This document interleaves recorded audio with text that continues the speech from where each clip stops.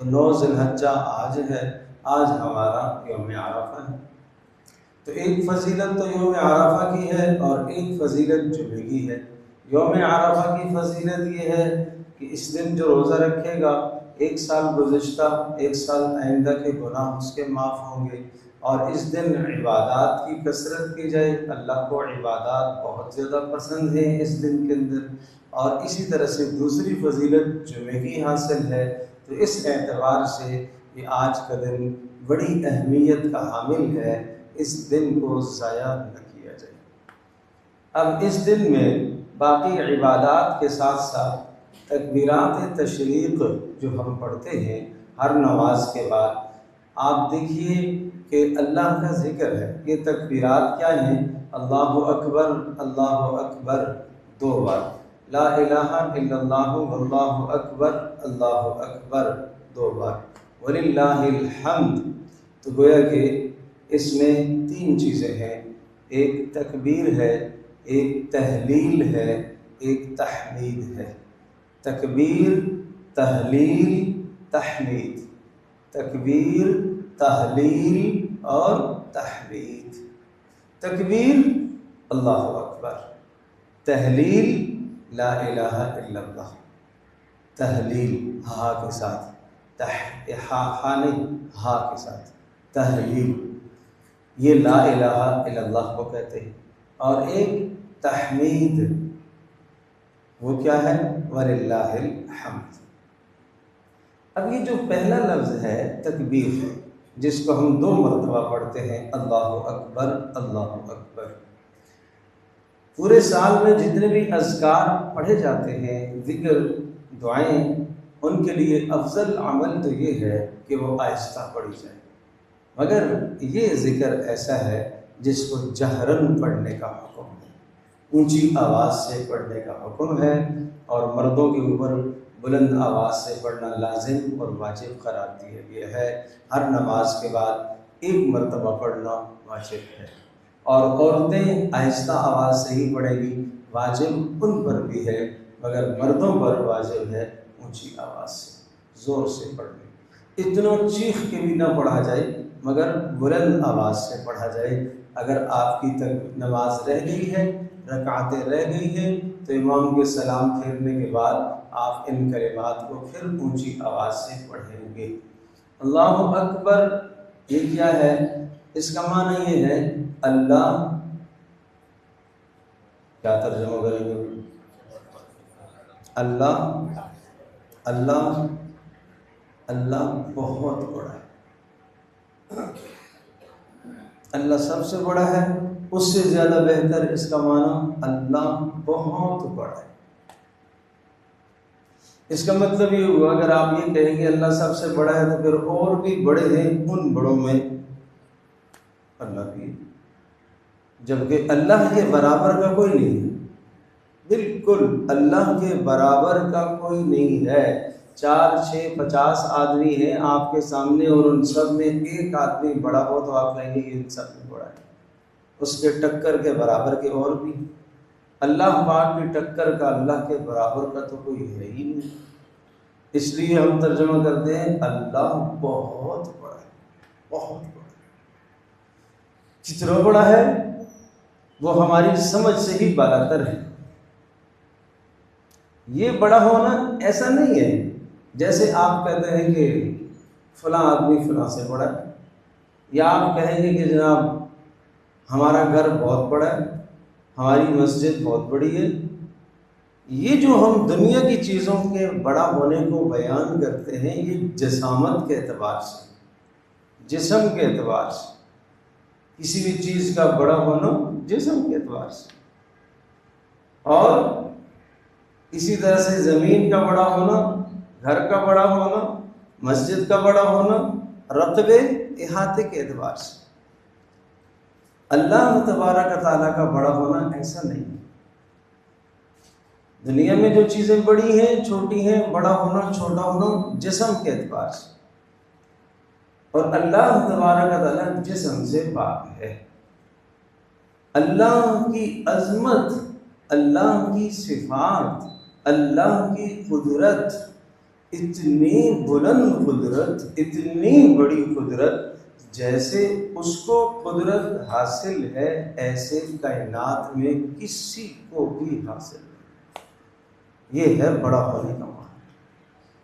جیسے اللہ سنتا ہے ایسے کائنات میں کوئی اور نہیں سن سکتا، جیسے اللہ دیکھتا ہے ایسے کائنات میں کوئی اور نہیں دیکھ سکتا۔ اس کا سننا کیسے ہے؟ یعلم الجہر وما یخفی، اونچی آواز سے بولے تب بھی سنتا ہے، اور سرگوشی کر کے بولے تب بھی سنتا ہے، اور آپ کے اونٹ نہ ہلے تب بھی وہ سنتا ہے۔ یہ تینوں آوازیں اس کے سامنے برابر ہیں، اس کے لیے برابر ہے۔ اور اس کا دیکھنا کیسا ہے؟ جیسے میں اپنی ہتھیلی کو دیکھ رہا ہوں، یہ ایک مثال دے کر سمجھا رہا ہوں، ساری کی ساری کائنات اس کے سامنے ہے۔ میں ہتھیلی کو دیکھ رہا ہوں، پیچھے کہیں سے مجھے نہیں نظر آ رہا۔ اللہ پاک کا دیکھنا ایسا نہیں۔ لا تواری سماء سماء ولا ارض ارضا ولا جبل ما فی بعدہ ولا بحر ما فی قعرہ۔ اس کا دیکھنا اتنا بلند والا، اتنا بلند والا، 7 آسمان تہ بتہ ہے، ایک آسمان سے دوسرے آسمان تک کا فاصلہ 500 سال کا فاصلہ ہے۔ اس کے باوجود بھی اللہ تبارک و تعالی ان 7 آسمانوں سے دیکھتا ہے، مگر ایک آسمان دوسرے آسمان تک دیکھنے کے لیے رکاوٹ نہیں اس کی۔ ایک زمین کے اوپر نظر اس کی پڑتی ہے، مگر وہ زمین دوسری زمین کی تہ تک دیکھنے کے لیے اس کے لیے رکاوٹ ہے۔ سمندر کا اوپر ہمیں نظر آتا ہے، تہ میں نہیں نظر آتا، تو سمندر کی طغیانی اور سمندر کی موجیں اور سمندر کا گہرا ہونا اس اللہ کے لیے تہ تک دیکھنے کے واسطے رکاوٹ نہیں ہوتی۔ یہ دیکھنا ہے۔ ایک شخص آئے رسول اللہ صلی اللہ علیہ وسلم کی خدمت میں، اور انہوں نے اللہ کی حمد بیان کی۔ نحمدک یا اللہ، سبحان نحمدک، اے وہ ذات لا تراہ العیون، جس کو آنکھیں نہیں دیکھ سکتی، ولا تخالطہ الظنون، جو وہم اور گمان میں بھی نہیں آتا، ولا یخشی الدوائر، زمانے کی گردشوں سے وہ خوف زدہ نہیں ہوتا، یعلم مثاقیل الجبال، وہ پہاڑوں کے بوجھوں کو بھی جانتا ہے، وزنوں کو جانتا ہے، ومکائیل البحار، اور سمندروں میں کتنا پانی ہے، کتنا ٹن من لیٹر قطرے سب جانتا ہے، وعدد قطر الامطار، بارش کے قطروں کو بھی جانتا ہے، وعدد ورق الاشجار، اور درختوں کے پتوں کو بھی جانتا ہے۔ لا تواری سماء سماء، ایک آسمان تک دیکھنے کے لیے دوسرا آسمان رکاوٹ نہیں بنتا، ولا ارض ارضا، ایک زمین تک دیکھنے کے لیے دوسری زمین رکاوٹ نہیں بنتی، ولا جبل ما فی وعرہ ولا بحر ما فی قعرہ، بلند والا چوٹی پہاڑ کی، اور اس پہاڑ کی تہ میں نیچے زمین کے اندر کوئی چیز چھپی ہوئی ہو، اس چھپی ہوئی چیز کو بھی وہ دیکھتا ہے، اور سمندر کی تہ میں جو چیز ہے اسے بھی وہ دیکھتا ہے، انہیں بھی وہ رزق پہنچاتا ہے، انہیں بھی وہ رزق پہنچاتا ہے، ان کی نگہداشت بھی وہ کرتا ہے، ان کی ضروریات کو بھی وہ پورا کرتا ہے۔ یہ ہے اللہ اکبر، اللہ اکبر، یہ ہے اللہ اکبر، یہ ہے عظمت اس اللہ کی۔ کوئی کائنات میں ایسا نہیں کر سکتا جیسے اللہ کرتا ہے۔ تو تصور یہ تھا کہ ہمارے بت یہ بھی یہ کام کرتا ہے، وہ بھی کرتا ہے، وہ بھی کرتا ہے، وہ بھی کرتا ہے۔ ان شرک کے تمام شرک کے باریک باریک ذرات پر بھی اتنی سخت ضرب کاری کی کہ شرک کا تصور بھی ختم کرا دیا۔ اور آپ جانتے ہیں کہ رسول اللہ صلی اللہ تعالی علیہ وسلم پر اقرأ باسم ربک الذی خلق جو وحی نازل ہوئی ہے، اس وحی کے بعد جو سب سے پہلے وحی آئی ہے وہ کیا ہے؟ وَرَبَّكَ فَكَبِّرْ، اپنے رب کی بڑائی بیان کیجیے، اپنے رب کی بڑائی بیان کیجیے، اپنے رب کو بڑا کیجیے، اپنے رب کی عظمت کے گیت گائیے، اپنے رب کی قدرت کو بیان کیجیے، اپنے رب کے علم کو بیان کیجیے، اپنے رب کی پکڑ کو سمجھائیے، اور اپنے رب کی سلطنت اور بادشاہت کو سمجھائیے، اور اپنے رب کی گرفت کو سمجھائیے، اس کے عذاب دینے کو بتلائیے، اس کی عفو و درگزر کو لوگوں کو بتائیے کہ وہ کریم کتنا ہے۔ ایسا کرم کوئی نہیں کر سکتا، ایسا کرم کوئی نہیں کر سکتا۔ یہ ہے اللہ اکبر، اللہ اکبر۔ تو یہ زبانی ورد نہیں ہے، یہ ادھر سے نکلنا چاہیے، اندر سے نکلنا چاہیے، بس پھر یہ بڑا ہے اللہ اکبر۔ تو اب میرا مال، میرا پیسہ، میری دکان، میرا کاروبار، میری بیوی، میرے بچے، میرا اقتدار، سب کچھ اس کے سامنے چھوٹا ہے، کچھ وہی بڑا ہے۔ بس نماز میں کھڑے ہوئے اللہ اکبر، اب وہی بڑا ہے۔ بس دو کام کیے آپ نے نماز شروع کرتے وقت، ایک زبان سے آپ نے اللہ اکبر، اور دوسرا آپ نے کانوں تک ہاتھ اٹھائے۔ یہ دو کام آپ کرتے ہیں تو آپ نماز شروع کرتے ہیں۔ کانوں تک ہاتھ اٹھا کر سب دنیا کو آپ نے پیچھے چھوڑ دیا، پیچھے پیچھے، اور اللہ اکبر، اب اللہ ہی بڑا ہے۔ بس اب کوئی اور نہیں میرے دل میں، اب نماز کے اندر میں کھڑا ہوں، اب میں دکان نہیں سوچ سکتا، اب میں کاروبار نہیں سوچ سکتا، اب میں بیوی نہیں سوچ سکتا، اب میں بچوں کو نہیں سوچ سکتا، اب میں کسی ہستی کا خیال نہیں کر سکتا، صرف اور صرف اللہ وحدہ لا شریک کا خیال۔ اب میں سجدہ کروں گا اللہ اکبر، تو سجدے میں یہ تصور ہو کہ بس ساری عظمتیں اور بڑائیاں اسی کی ہیں۔ رکوع میں اللہ اکبر، رکوع سے سر اٹھایا، سمع اللہ لمن حمدہ، میں اس کی حمد کر رہا اور وہ میری حمد کو سن رہا۔ اللہ اکبر، ہر انتقال میں اوپر سے نیچے، نیچے سے اوپر، ہر جگہ پر اللہ اکبر، اللہ اکبر۔ یہ ہے اللہ کی عظمت اور کبریائی۔ تو حضرت جبریل علیہ السلام تشریف لائے، اور جب حضرت ابراہیم علیہ السلام نے اپنے پیارے لخت جگر اسماعیل علیہ السلام کو لٹایا ہوا ہے اور چھری چلا رہے ہیں اپنی طاقت سے، مگر چھری کو اللہ اکبر، بڑا تو وہ ہے، اس نے حکم دیا ایک بال بھی نہیں کٹنا چاہیے۔ ابراہیم علیہ السلام آگ میں پہنچ گئے، مگر آگ بڑی نہیں ہے، اللہ اکبر۔ اس نے کہا یا نار کونی بردن وسلاما علی ابراہیم، اے آگ خبردار، ابراہیم کا ایک بال بھی نہیں جلنا چاہیے، ٹھنڈی ہو جا، مگر اتنی ٹھنڈی نہ کہ یخ ہو کہ ابراہیم کو تکلیف نہ ہو، سلامتی والی ہو جائے۔ یا نار کونی بردن وسلاما علی ابراہیم۔ کوئی تصور کر سکتا ہے؟ آگ کا تو کام ہے جلانا، اس آگ کو کس ذات نے روکا ہے؟ وہ ہے اللہ اکبر۔ اور اس چھری کو کس ذات نے پابند کیا کہ ایک بال بھی نہیں کٹنا چاہیے؟ وہ ہے اللہ اکبر۔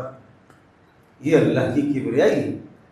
تو حضرت جبریل علیہ السلام جنت سے ایک مینڈا لے کر پہنچتے ہیں، حضرت اسماعیل علیہ السلام کی جگہ پر جیسے ہی حضرت جبریل علیہ السلام وہ جنت کا جانور لا کر پہنچے خدمت میں، تو ایک دم زبان سے یہ کلمہ نکلا، اللہ اکبر اللہ اکبر، یہ کہا حضرت جبریل۔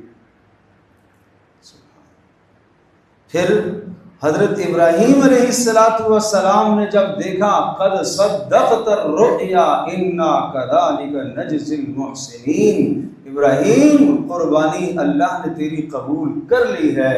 پھر ابراہیم علیہ السلام کی زبان سے نکلا، لا الہ الا اللہ واللہ اکبر، لا الہ الا اللہ، کوئی حاجت روا نہیں ہے، کوئی مشکل کشا نہیں ہے، کوئی بگڑی بنانے والا نہیں ہے، کوئی اولاد دینے والا نہیں ہے، کوئی بیٹے بیٹیاں دینے والا نہیں ہے، کوئی موت کا مالک نہیں ہے، کوئی زندگی کا مالک نہیں ہے، الا اللہ، مگر اللہ ہی ہے، اللہ ہی اللہ، کوئی مالک نہیں ہے۔ آج اگر کوئی اور مالک ہوتا تو چھری سے اسماعیل علیہ السلام کو کیسے بچاتا؟ آج اگر کوئی اور مالک ہوتا تو ابراہیم علیہ السلام کو آگ سے کوئی کیسے بچاتا؟ دنیا کی کون طاقت بچا سکتی ہے؟ یہ ہے لا الہ الا اللہ، نفع کا مالک، نقصان کا مالک، اور کامیابیوں کا مالک، ناکامیوں کا مالک، موت کا مالک، حیات کا مالک، رزق دینے کا مالک، رزق چھیننے کا مالک، الا اللہ، یہ ہے لا الہ الا اللہ۔ ابراہیم علیہ السلام نے پڑھا لا الہ الا اللہ۔ حضرت اسماعیل علیہ السلام نے جب دیکھا کہ اللہ نے میری قربانی کو قبول کر لیا تو کہا اللہ اکبر وللہ الحمد، اللہ اکبر وللہ الحمد۔ آج لوگ یعنی اسماعیل علیہ السلام یہ نعرہ لگا رہے ہیں کہ اس دور کے اندر ابراہیم علیہ السلام کے آباء و اجداد بتوں کے سامنے اپنی اولادوں کو ذبح کیا کرتے تھے، جانوروں کو ذبح کیا کرتے تھے۔ آج میرے باپ نے اس رسم کو توڑ کر بتایا کہ اللہ وحدہ لا شریک کی وہ ذات ہے کہ جس کے سامنے اپنا سب کچھ قربان کیا جا سکتا ہے۔ اللہ وحدہ لا شریک کی وہ ذات ہے کہ جس کے سامنے خود قربان ہو جایا جا سکتا ہے، جان دی جا سکتی ہے، اسی کے سامنے جان دینی چاہیے، اسی کی دی ہوئی جان اسی کے سامنے دینی چاہیے۔ یہ توحید کی انتہا ہے، یہ ہے توحید۔ تو حضرت اسماعیل علیہ السلام نے کہا اللہ اکبر وللہ الحمد۔ یہ کلمہ یہاں سے چلا اللہ اکبر اللہ اکبر، جبریل نے بولا۔ ابراہیم علیہ السلام لا الہ الا اللہ واللہ اکبر، ابراہیم علیہ السلام نے بولا۔ پھر اسماعیل علیہ السلام اللہ اکبر وللہ الحمد۔ تو تکبیر، تحلیل، تحمید، ساری تعریفیں اللہ کے لیے ہیں، ساری تعریفیں وللہ الحمد، اسی ہی کے لیے تعریفیں ہیں، اسی ہی کے لیے تعریفیں ہیں۔ ہماری کیا تعریف ہے؟ سنو، ابراہیم اسماعیل علیہم السلام دونوں برگزیدہ پیغمبر اللہ کے سامنے عظیم ترین قربانی جو کائنات میں آج تک کسی نے نہیں دی ہے، اتنی قربانی دے کر بھی کہتے ہیں ہمارا کوئی کمال نہیں ہے، وَلِلَّهِ الْحَمْدُ، ساری تعریفیں اللہ کے لیے۔ اتنی عظیم ترین قربانی کا جذبہ کس نے پیدا کیا؟ وہ اللہ نے پیدا کیا ہے۔ اتنی عظیم و شان جان پیش کرنے کا جذبہ کس نے عطا کیا؟ وہ اللہ نے عطا کیا ہے۔ اس لیے کہہ رہے ہیں وَلِلَّهِ الْحَمْدُ۔ اسماعیل کہہ رہے ہیں میرا کوئی کمال نہیں ہے، ساری تعریف اللہ کے لیے، ساری تعریف اللہ کے لیے، ساری تعریف اللہ کے لیے۔ ہم تو 2-4 رکعتیں نفل پڑھ لیتے ہیں تو پھولے نہیں سماتے کہ ہم تو بڑے بزرگ بن گئے۔ انہوں نے اپنا سب کچھ لٹا دیا اللہ کے نام پر، پھر بھی کہتے ہیں ہماری کوئی تعریف نہیں ہے۔ وَلِلَّهِ الْحَمْدُ وَلِلَّهِ الْحَمْدُ۔ جب انسان یوں اللہ کے لیے اپنا سب کچھ قربان کر کے پھر اسی ہی کی تعریف کے گیت گاتا ہے تو پھر اللہ تبارک و تعالیٰ بھی قدردان ہے۔ فرمایا قد صدقت الرؤیا انا كذلك نجزي المحسنين ان هذا لهو البلاء المبين وفديناه بذبح عظيم وتركنا عليه في الآخرين سلام على إبراهيم كذلك نجزي المحسنين إنه من عبادنا المؤمنين وبشرناه بإسحاق نبيا من الصالحين وباركنا عليه وعلى إسحاق ومن ذريتهما محسن وظالم لنفسه مبين۔ اللہ نے کیا کہا؟ ابراہیم نے یہ قربانی دے دی، اب یہ کہا سلام علی ابراہیم، ابراہیم آپ نے کہا ساری تعریفیں اللہ کے لیے ہیں، آپ کی حمد و ثنا کا نام ہم قیامت تک انسانوں کے لیے چھوڑ دیں گے، مانا قیامت تک لوگ آپ کا نام لیتے رہیں گے، قیامت تک آپ کا نام لیا جاتا رہے گا۔ اس امت کا انسان جب نماز بھی پڑھتا ہے تو اس وقت تک نماز شرف قبولیت کو نہیں پہنچتی جب تک درود میں ابراہیم علیہ السلام کا نام نہ لیا جائے۔ اس لیے پیارے رسول صلی اللہ علیہ وسلم کو جا وجہ حکم ہے ملت ابراہیمی پر چلیے، ملت ابراہیمی پر چلیے، ملت ابراہیمی پر چلیے۔ کیا معنی ہے؟ جس توحید کے بلند درجے پر ابراہیم علیہ السلام فائز ہوئے اس درجے پر آنے کی کوشش کیجئے، یہاں آئیے، اپنا سب کچھ اللہ کے لیے قربان کیجئے۔ آپ کا کیا خیال ہے بس ایسے ہی جانور بازار سے منڈی سے خرید کے لے آئے اور بس چھری پھیریں گے؟ کوئی فلسفہ سمجھا قربانی کا؟ کوئی مقصد سمجھا قربانی کا؟ اب آئیے 4 مقاصد ذکر کرتا ہوں، 4 مقاصد ذکر کرتا ہوں قربانی کے۔ یہ تو صرف میں نے بات کی ہے تکبیرات تشریق پر، اور وہ بھی میں نے اختصار سے بات کی۔ اب آئیے نمبر 1، وَلِكُلِّ أُمَّةٍ جَعَلْنَا مَنْسَكًا لِيَذْكُرُوا اسْمَ اللَّهِ عَلَى مَا رَزَقَهُم مِّن بَهِيمَةِ الْأَنْعَامِ فَإِلَٰهُكُمْ إِلَٰهٌ وَاحِدٌ فَلَهُ أَسْلِمُوا۔ پہلا مقصد قربانی کا یہ ہے کہ تم اپنے رب کے سامنے جھک جاؤ۔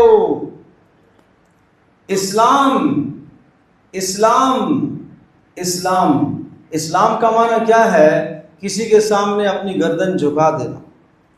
آپ کہہ رہے ہیں یہ کھانا ہے، ٹھیک ہے، آپ کہہ رہے ہیں یہ پینا ہے، ٹھیک ہے، آپ کہہ رہے ہیں یہ نہیں کھانا، صحیح، آپ کہہ رہے ہیں یہ نہیں پینا، نہیں پیے، آپ کہہ رہے ہیں کاروبار یوں کرنا ہے، ٹھیک ہے، یوں کاروبار نہیں کرنا، ٹھیک ہے۔ ہر بات میں جو خالق و مالک کی مرضی ہے اس پر لبیک کہنا، اس کا نام کیا ہے؟ بولو اسلام۔ اس کا نام کیا ہے؟ اسلام۔ وَمَن يَرْغَبُ عَن مِّلَّةِ إِبْرَاهِيمَ إِلَّا مَن سَفِهَ نَفْسَهُ وَلَقَدِ اصْطَفَيْنَاهُ فِي الدُّنْيَا وَإِنَّهُ فِي الْآخِرَةِ لَمِنَ الصَّالِحِينَ اذ قال له ربه اسلم۔ رب نے ابراہیم سے کہا ابراہیم اسلم، اسلام لے آ۔ نہیں سمجھے بات؟ ابراہیم بولو اسلام لے آ۔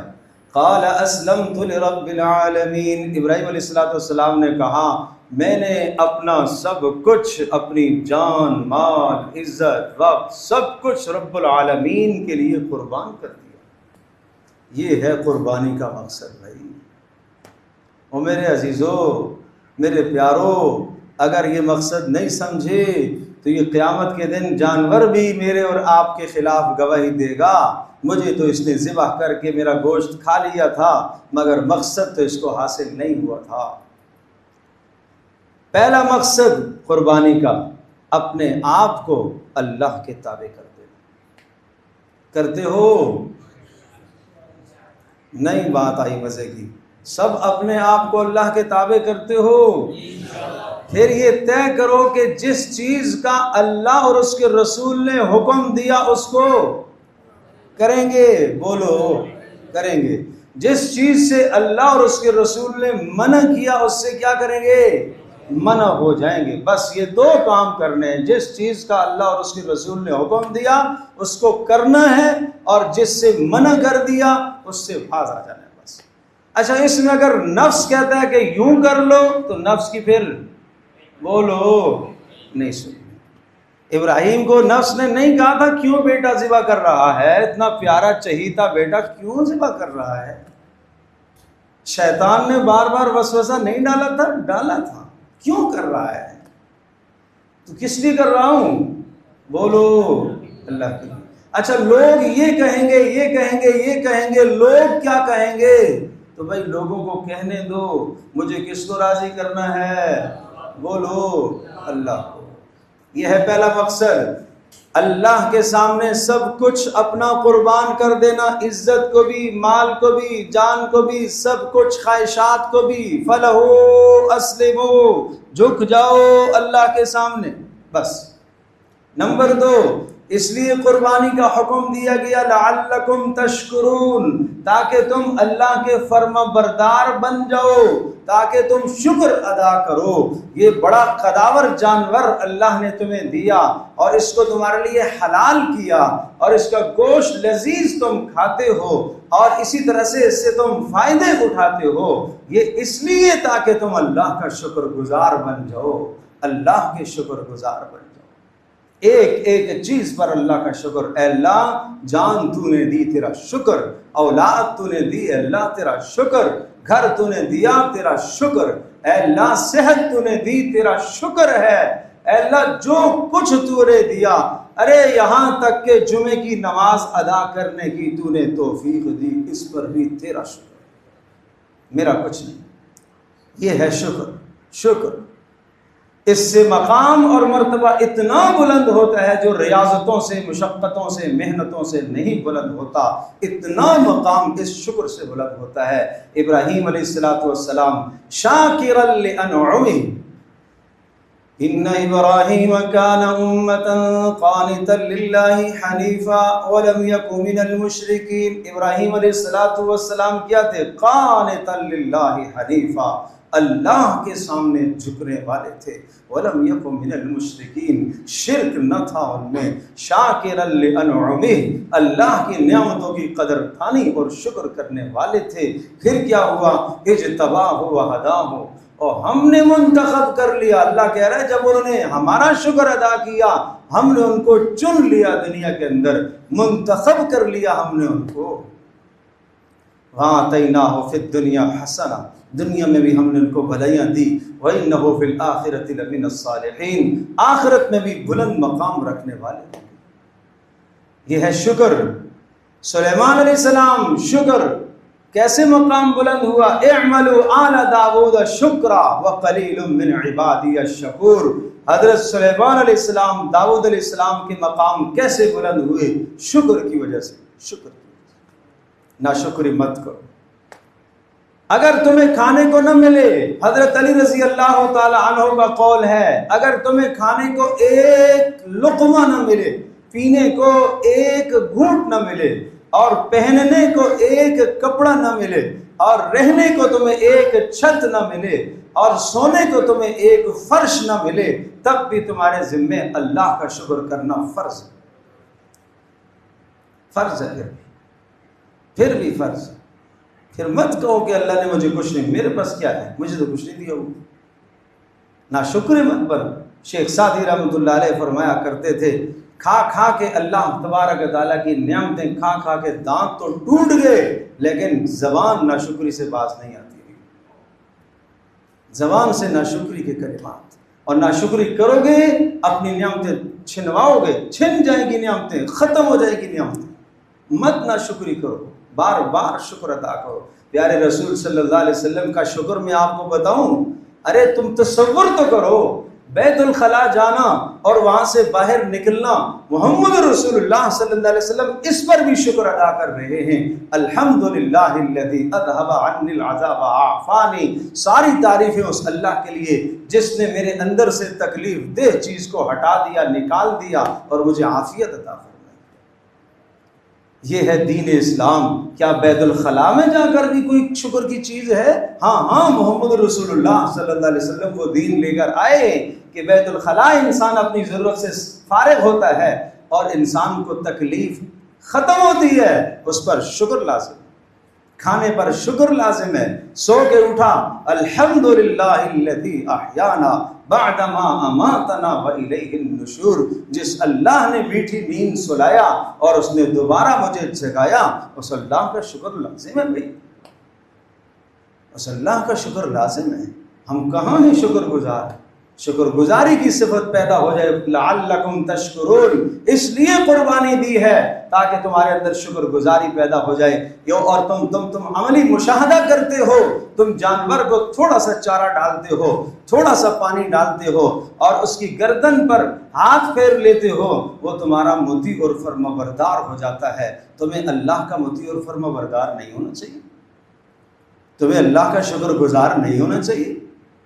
8 سال 10 سال کا بچہ اس کی نکیل پکڑ کے لے کے جا رہا ہوتا ہے اور ایک بار اگر وہ ٹکر لگا دے تو کہاں جا کے گرے گا؟ اس جانور کے اندر انسان کا رعب کس نے ڈالا ہے؟ وہ ہے اللہ، وہ ہے اللہ وحدہ لا شریک، وہ ہے اللہ کی ذات۔